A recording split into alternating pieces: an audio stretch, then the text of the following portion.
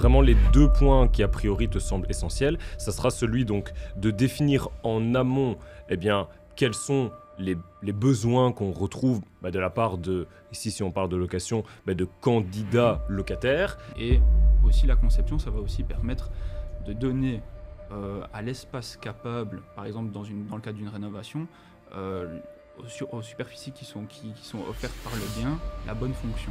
Par exemple, je vais trouver un bien, je vais dire ok, ce bien-là, je voudrais le mettre en location, mais il y a potentiellement des travaux à faire. Toi, tu auras la capacité finalement en tant qu'architecte de me dire oui, mais peut-être ici, cet espace-là, on pourrait le faire de telle manière pour réduire les coûts. Et je pense qu'il y a des tas de confrères aussi qui jouent à ce jeu-là aussi, c'est qu'il ne faut pas oublier que l'architecte, c'est un prestataire de service. Donc en fait, c'est quelqu'un qui est là pour vous aider aussi. Bonjour, bienvenue dans ce nouvel épisode où j'ai l'opportunité de recevoir Luigi, qui est un architecte hors pair et également un investisseur immobilier. Et c'est l'occasion justement de pouvoir lui poser quelques questions par rapport au rôle que peut avoir l'architecture dans l'augmentation de sa rentabilité d'une manière générale dans l'immobilier. Donc comment on va pouvoir finalement faire appel à un architecte de manière à augmenter la valeur qu'on va avoir de notre bien immobilier. Parce qu'en effet, on a l'habitude de voir certaines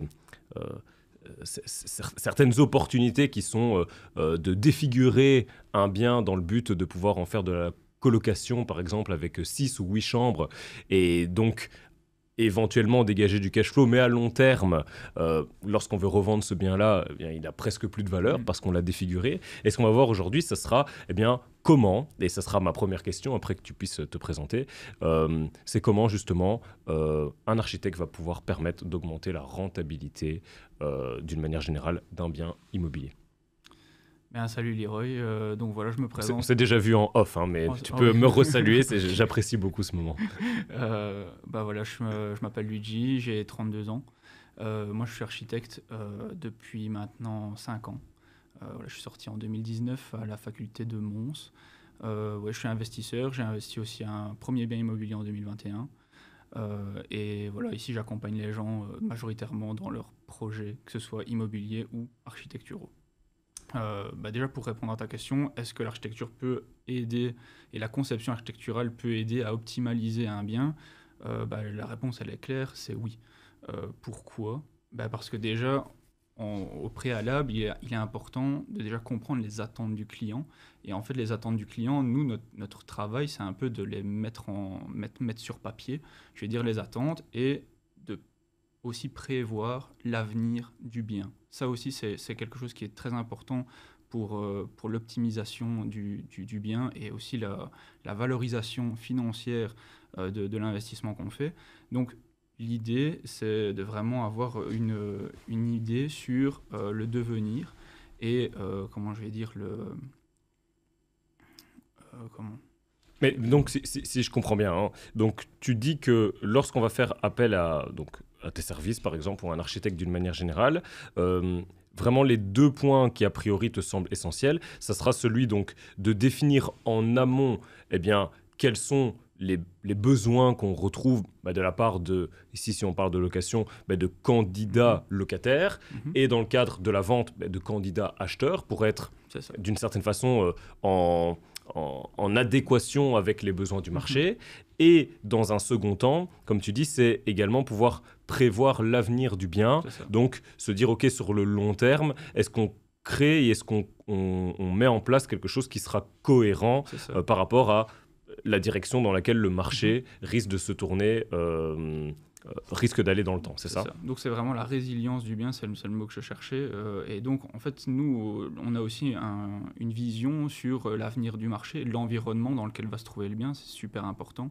On ne va pas pouvoir créer ou diviser un bien, je vais dire, dans un nombre de manière exagérée, n'importe où.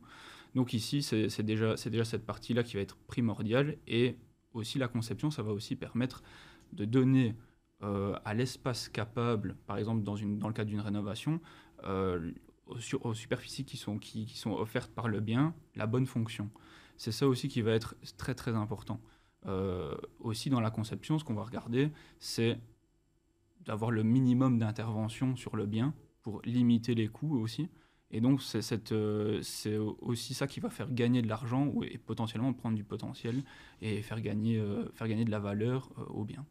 Ok, donc si je donne un exemple assez concret, toi, au-delà de ce qu'on a dit avant, donc par exemple, je vais trouver un bien, je vais dire, ok, ce bien-là, je voudrais le mettre en location, mais il y a potentiellement des travaux à faire. Toi, tu auras la capacité, finalement, en tant qu'architecte, de me dire, oui, mais peut-être ici, cet espace-là, on pourrait le faire de telle manière pour réduire les coûts et malgré tout Bien sûr. l'optimaliser. Et en même temps, j'imagine aussi créer un confort de vie et une qualité de vie pour les occupants, Bien sûr. de manière à avoir aussi peut-être une durée locative, si on parle de locative, qui est plus longue, parce que les gens vont se sentir bien à l'intérieur. Oui.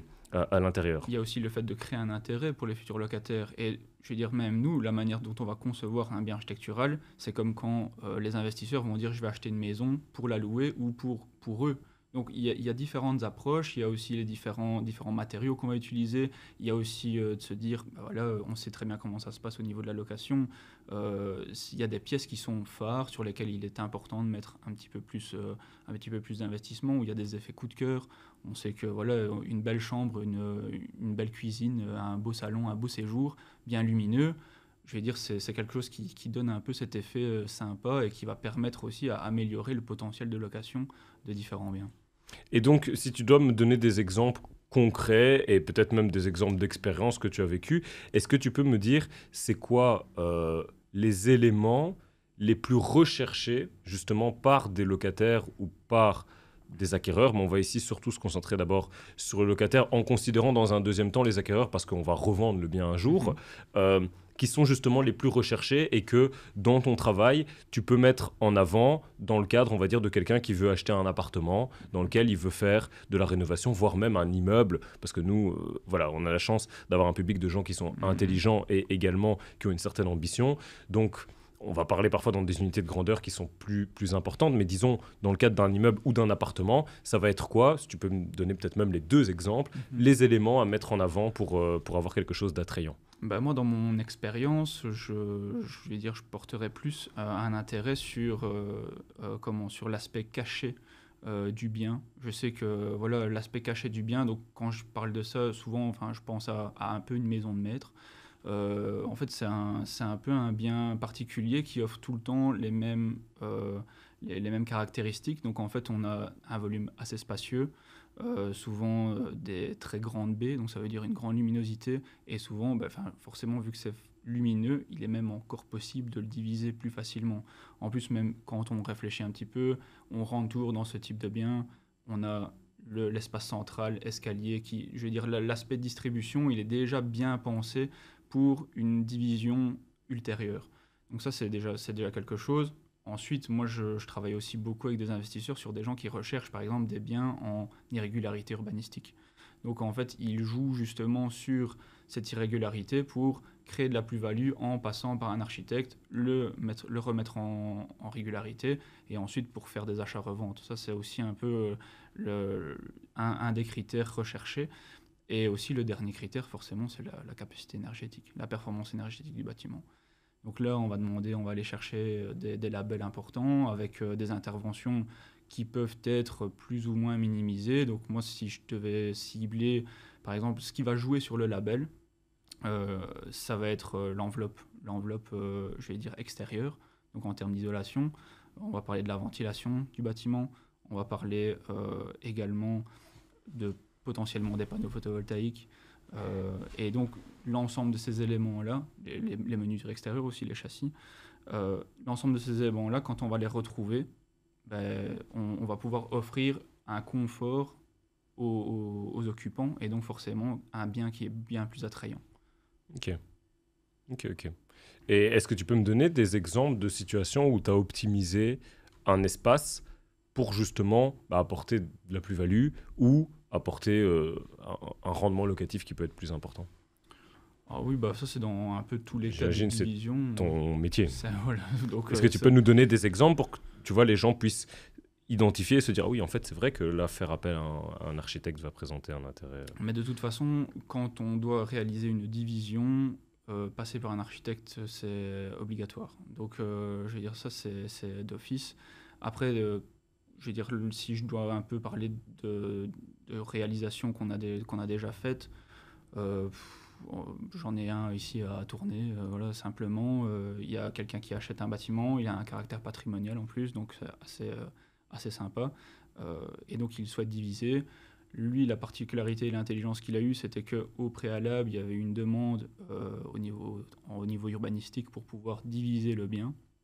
Donc, je veux dire, moi, j'arrive déjà dans un projet qui est déjà un petit peu débroussaillé, je vais dire. Et donc là, après, ici, le jeu, c'était ben voilà, de se dire à quelle fonction on va donner de l'importance dans ce projet-là. Donc, en gros, c'est vu que le bien était entièrement vide, il est entièrement délabré, donc on repartait un petit peu de zéro. Ici, l'objectif, c'était comment donner une plus-value au bien qui se trouve face à moi. Bon, voilà, là, ici, on a des pièces à vivre et des chambres à placer. C'est toujours comme ça que je commence. C'est un peu ma stratégie. C'est les pièces de vie. Et donc ça, forcément, on va les mettre de manière au niveau des façades, en fait. C'est ça l'objectif. Donc c'est de créer une circulation qui va se trouver plutôt centrale par rapport au bâtiment, et la circulation centrale va desservir en fait les pièces de vie qui vont se trouver de part et d'autre du bâtiment. Et en fait comme ça, tu gagnes en luminosité, tu gagnes en confort, et en plus de ça, si le bâtiment était aussi un petit peu remarquable, donc forcément des grandes hauteurs sous plafond, et là on arrive sur un bien qui se trouve à avoir une plus-value assez confortable, quoi. Je connais bien. Hein. Oui. Ok. Ok. Très bien. Est-ce que... voilà, imagine donc, moi je suis un acquéreur, je veux acheter un bien, comment je vais pouvoir évaluer son potentiel de rénovation, sachant que je ne suis pas architecte, et à quel moment je vais faire appel à un architecte. Tu vois, on se met vraiment dans la peau d'une personne qui est novice, il ne va pas appeler un architecte pour un bien qu'il n'est pas certain d'acheter. Tu comprends ce que je veux dire? Parce que l'architecte ne va pas se déplacer pour rien. Mais donc, ça serait quoi alors les éléments auxquels un potentiel investisseur doit faire attention avec ton œil d'architecte, parce qu'il y a plein d'éléments en fonction finalement de cette discipline, et se dire tiens, là il y a de l'opportunité, pour se dire tiens, ça c'est un bon bien, et puis il vient te voir mais pas avec une daube. Parce que peut-être que ça peut arriver des situations où des gens viennent et ils te disent aide-moi, mais tu vas devoir faire des miracles. C'est une question un peu... voilà, c'est quand même assez compliqué pour quelqu'un qui ne s'y connaît pas du tout de, je vais dire, évaluer comme ça un bien, mais je vais dire ce qui est potentiellement facile comme critère à évaluer, c'est le volume. À partir du moment où on a un gros volume, forcément, je vais dire, nous, on sait commencer un peu à jouer avec les espaces et ça devient potentiellement rentable pour les gens. Je ne sais pas faire 3 apparts dans 50 mètres carrés, on est clair. Donc ça, c'est la première chose. Après, ça, je parle à titre personnel. Et je pense qu'il y a des tas de confrères aussi qui jouent à ce jeu-là aussi. C'est qu'il ne faut pas oublier que l'architecte, c'est un prestataire de service. Donc en fait, c'est quelqu'un qui est là pour vous aider aussi. Et je veux dire, quelqu'un qui vient pour je vais dire, voir un bâtiment ou qui vient un peu vous aiguiller, je vais dire, lui, pour parler franchement, derrière, il attend le projet et il sait que s'il ne vient pas t'aider, il ne l'aura jamais. Donc, le fait de faire venir quelqu'un pour qu'il vous aiguille, ça vous coûtera pas d'argent. Donc c'est parce que la personne vient, l'architecte va venir et potentiellement pour se positionner aussi sur votre projet et essayer d'avoir ce projet à la clé. Et c'est aussi cette manière-là qu'ont les architectes de travailler de manière générale. On va pas se mentir, quoi. Donc il n'y a pas de problème à partir du moment en plus où, voilà, imaginons vous avez déjà eu recours à un architecte pour une mission. Il va revenir vous aider. Voilà, c'est aussi une relation à avoir avec votre architecte. Je trouve que voilà, c'est une relation que vous devez avoir de confiance et de se dire, est-ce que tu peux m'aider dans ce cadre-là? Est-ce que tu vois un potentiel ou est-ce que tu vois aussi un avenir? Ou peut-être est-ce que la fonction que je voudrais lui donner, est-ce que c'est la bonne? Est-ce que tu as une autre idée plus pertinente que la mienne? Voilà, tout ça, ce sont des choses qui, pour moi, dans un esprit aussi d'un aspect commercial aussi, voilà, on va être clair, est important et se fait dans la vie de tous les jours.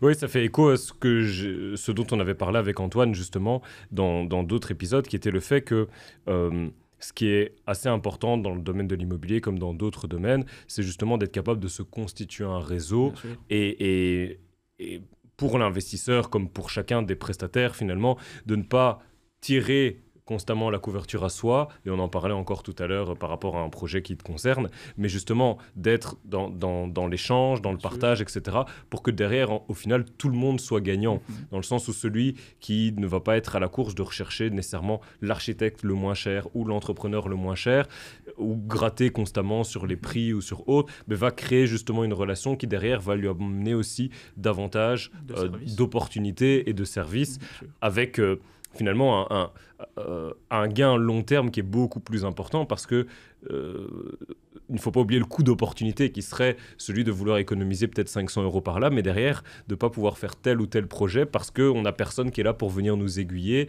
parce qu'on a cramé d'une certaine façon la relation. Non, moi je pense pas, il faut absolument pas minimiser l'information.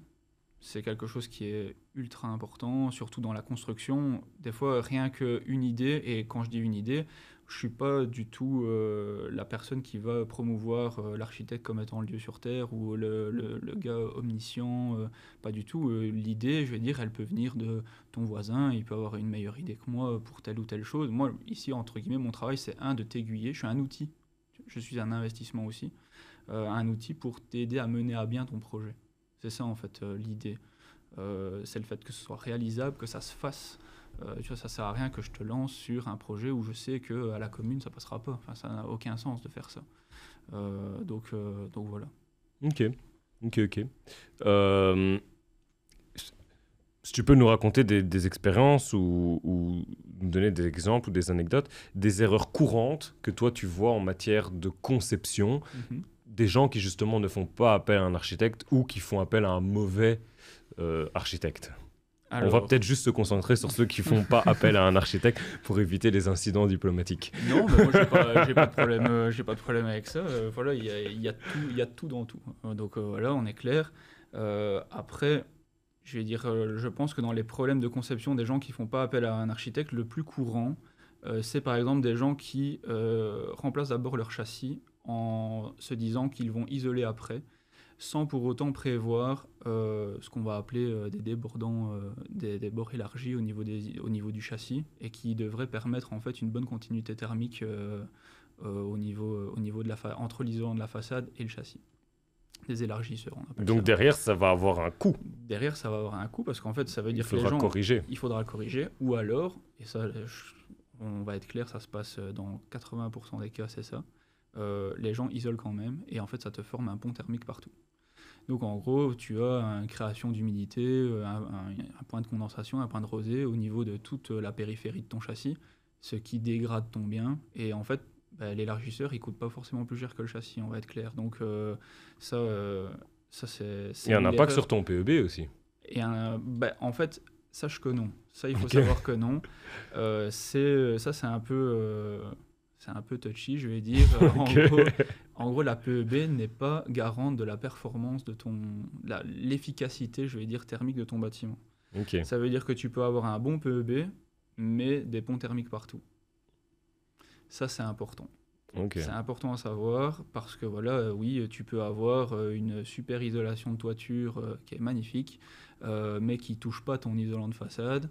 Je vais dire, quand tu... Donc tu as des ponts thermiques qui Donc, t'as vont tes ponts s'établir thermiques, entre les deux. voilà, c'est ça. Et en gros, je vais dire, quand tu regardes ton certificat PEB, il est mis isolant de façade, isolant de toiture. Tout va bien. Donc ça, je mets toujours un petit peu un point de réserve sur le certificat, bien que normalement, tout doit être fait dans les règles de l'art, et que dans le cas où c'est fait dans les règles de l'art, voilà, je veux dire, c'est valable, mais il faut faire attention. Je veux dire, et des fois, on ne sait pas le voir. Donc si maintenant, on va dire, quelqu'un n'a pas mis une étanchéité correctement dans le pourtour des châssis, voilà, il y a un trou d'air qui se passe, le vent il passe et c'est fini. Enfin, je veux dire, on a beau avoir mis des châssis triple vitrage, c'est pas efficace, c'est pas garant d'une efficacité. Voilà. Ok. Donc ça, c'est un exemple en termes de C'est un conception. Tu en exemple. as d'autres? J'ai aussi fait face, ça c'était une petite expérience aussi, c'était quelqu'un qui était décidé à diviser son logement de Vaille que manière... vaille. Vaille que vaille, malgré les conseils, parce que voilà, on a toujours ce rôle de conseiller, malgré les conseils, je vais dire, de l'architecte. Moi ici, je procède toujours, j'ai toujours un peu une méthodologie dans mon processus de projet où je demande systématiquement des avis préalables auprès des communes, etc. Pour essayer de ne pas lancer un permis comme ça, je vais dire, comme une bouteille à la mer. Et donc on avait reçu l'avis préalable défavorable pour cette division qui était une surdivision du bien. Les logements concrets étaient pas du tout correct, quoi. Et donc malgré je vais dire les conseils, le client a décidé délibérément, je vais dire, de rentrer son permis. Il y a eu un refus. Il a fait la division. Bien sûr que non. Ah. Ah non, non. Mais il aurait pu en parfaite illégalité. J'ai déjà aussi des cas comme ça. Bien sûr, j'ai des cas comme ça. J'ai des cas où on dépose le permis, il commence les travaux avant le début, je vais dire, le dépôt de permis, avant la réception du permis, pardon. Et là, des fois, ça arrive qu'il y a des couacs et hop, c'est refus. Et là, il fait quoi? Là, il est bon pour tout démonter ou alors relancer un nouveau permis. Et en gros, c'était des périodes ici de 4 mois d'attente pour avoir le permis. Et donc, imagine, le temps de la conception, même si j'arrondis à 1 mois et demi, puis après, tu as 4 mois d'attente pour avoir le premier permis, puis remodification de l'étude, donc tu reprends encore 1 mois et demi, plus 4 mois. Enfin, je veux dire, le mec, en fait, il a perdu 1 an. Parce que 4 mois minimum, parce qu'on a eu des expériences oui, non, communes. Ça, c'est pas dans les règles de l'art, ça. Ouais, donc derrière, finalement, c'est s'avancer après sur un chantier où on n'est pas sûr et où on peut être amené à tout démonter et perdre beaucoup d'argent. Ah bah oui, et du temps. Pour moi, je sais que dans le fond, le fait de respecter ou je vais dire, d'écouter le conseil, c'est aussi des gains de temps. Et on sait que voilà, dans l'investissement, le temps, c'est terrible. Donc, que ce soit pour quand on a des loyers à payer, que ce soit pas forcément pour des investisseurs, mais des gens qui veulent simplement déménager ou qui veulent, je vais dire, changer de bien et donc trouver juste un autre logement, faire un permis, faire construire leur maison. Voilà, c'est des loyers en plus qu'on jette par les fenêtres, quoi. Et donc tout ça, ça a un impact clairement sur les revenus et sur les plus-values des biens. Mmh, mmh. Ok, oui, c'est très clair. Et en termes de conception intérieure, est-ce qu'à l'intérieur des bâtiments, parfois tu vois des choses qui sont aberrantes, justement parce que les personnes n'ont pas... Oui, ça m'arrive. En fait, moi, des fois, il y a... qui sont du coup sous-optimisés, bien sûr, finalement. on va parler de proportion des fonctions. Tu vois, moi, j'ai déjà vu, par exemple, des gens, ils se disent « Ouais, moi, en fait, je voulais une belle salle de bain. » Et en fait, ils ont su faire qu'une seule chambre parce qu'ils ont fait une salle de bain de 12 mètres carrés. Tiens, je connais quelqu'un qui, j'en ai entendu parler hier, qui a ce projet-là. Je lui enverrai... Mais c'est pas moi. Je lui enverrai à la fois la vidéo et ton contact, parce que cette personne, en effet, a une maison dans laquelle...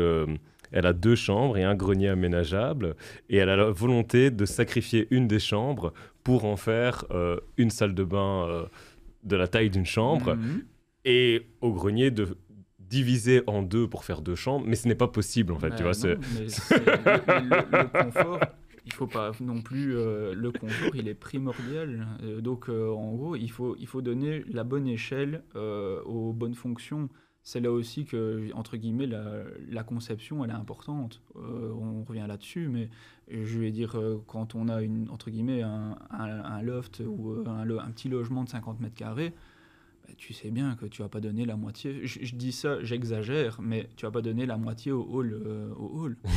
Il y a un peu une proportion à garder, et en fait, ça va donner aussi, les bons espaces aux bonnes fonctions, et c'est ça qui va aussi offrir je vais dire, la rentabilité et l'optimisation du logement. Ça sert à rien non plus d'avoir une chambre, je vais dire, de 30 mètres carrés. Si vous savez faire un 2 chambres qui est de 2 x 15, c'est très bien. Vous allez optimiser, je vais dire, votre bien et la rentabilité de votre bien. Donc, et la revente également, sur le long terme, parce qu'on propose quelque chose qui est cohérent. C'est ça. Et qui correspond, et j'imagine que toi, tu dois connaître de par ton expérience, mais justement, c'est quoi les standards et c'est quoi les proportions ça. qui correspondent le plus C'est à ce ça. que la majorité des gens veulent. Bien sûr, dessiner sur plan, entre guillemets, se rendre compte de ce que représente 1 mètre carré sur papier, c'est pas évident pour tout le monde, je vais dire. Alors, bien sûr, il y a des gens qui, je vais dire, savent dessiner ou qui ont cette vision 3D et qui sont pas forcément architectes. Je l'entends tout à fait. Mais après, il faut pas non plus se prendre pour quelqu'un qu'on n'est pas non plus. Donc voilà, on n'est pas là pour rien. Donc voilà, si c'est un service et c'est un investissement dans vos projets. Mhm.